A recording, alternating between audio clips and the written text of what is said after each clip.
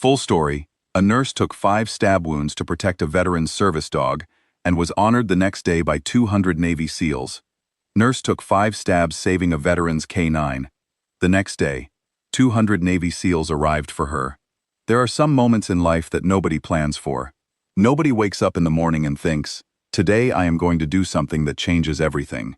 Most of the time, the people who end up doing something extraordinary are just ordinary people, going about their day, minding their own business, until the moment arrives and they have a single second to decide what kind of person they really are. This is one of those stories. It was a regular Tuesday evening in Phoenix, Arizona. The sky was that dusty orange color it gets in the desert just before the sun goes down. A 34-year-old nurse named Maggie was walking across the parking lot of the clinic where she worked night shifts. She had her bag over one shoulder. She was tired. She always was before a shift, but it was the kind of tired she had learned to live with. 12-hour nights in an emergency ward will do that to you. She had been doing this job for almost 10 years, and in that time she had seen a lot. But nothing had prepared her for what she was about to see in that parking lot. She heard the dog first. It was a sharp, panicked sound, the kind a dog makes when it is not just scared but in real danger. And then she saw him. A Belgian Malinois, lean and alert, straining against a leash that was wrapped around the wrist of a man sitting on the ground. The man was a veteran. His name was Danny. He had served 2 tours in the Marine Corps and come home missing the use of his right arm after an injury overseas. That dog, Zeus, was not just a pet. Zeus was a service dog, trained to help Danny manage the parts of daily life that had become difficult since he came back.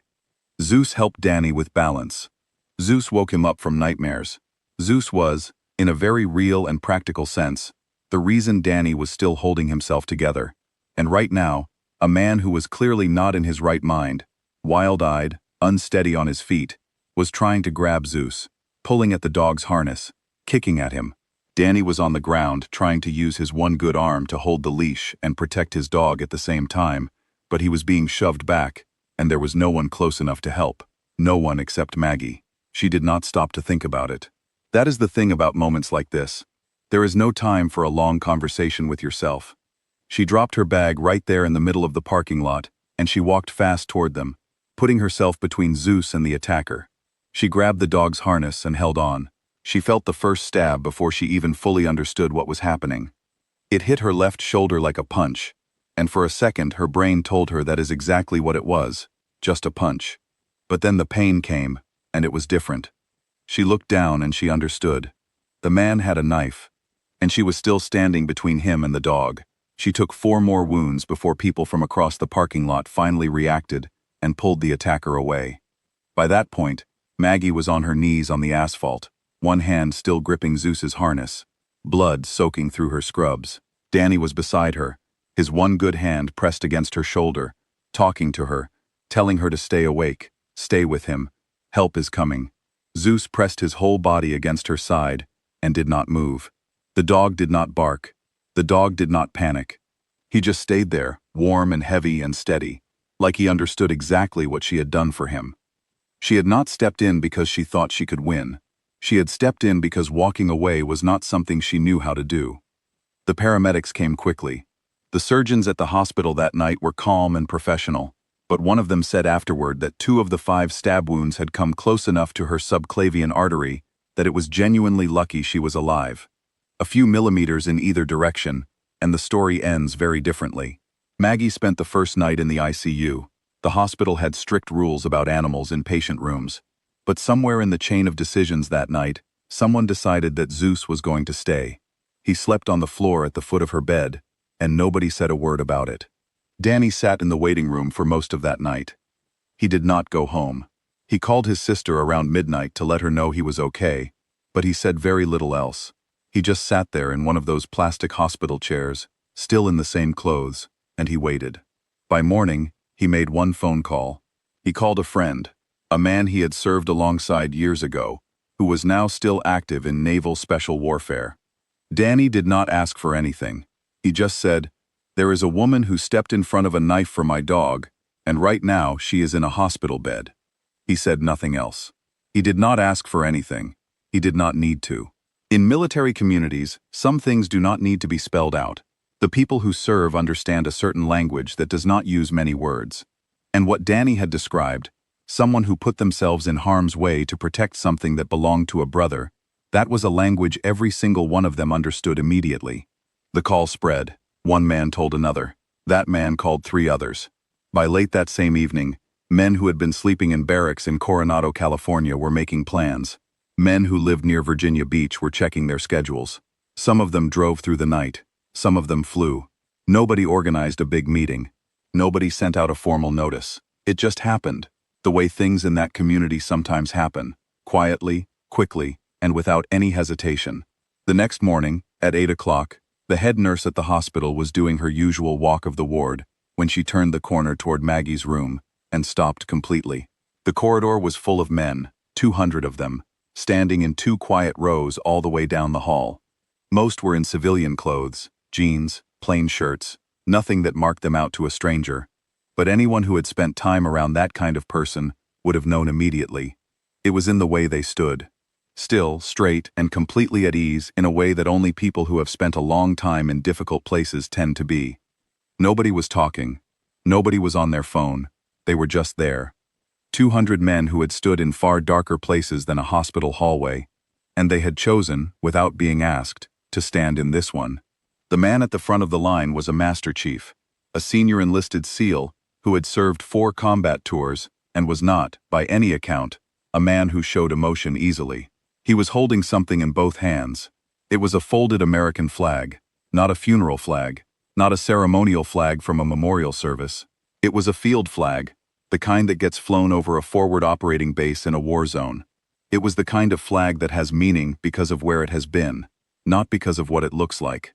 A nurse opened the door to Maggie's room and leaned in and told her she had some visitors. Maggie, still pale, still with an IV line in her wrist, managed to push herself up to sitting.